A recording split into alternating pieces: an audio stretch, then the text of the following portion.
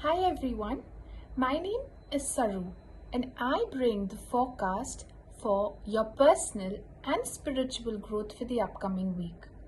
The rune I've gotten is a very positive rune called Gebo. Gebo is the rune for love and forgiveness.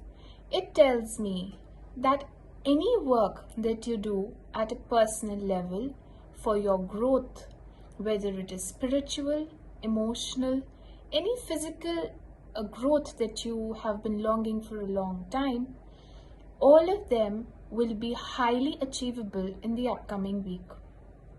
What Gebo is guiding all of us towards, especially the ones who are watching, is to indulge in some sort of a partnership.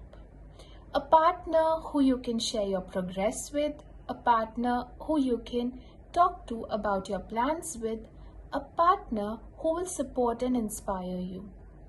Apart from that, also find the place in your heart to forgive others, to forgive yourself for not growing as much as you would have liked.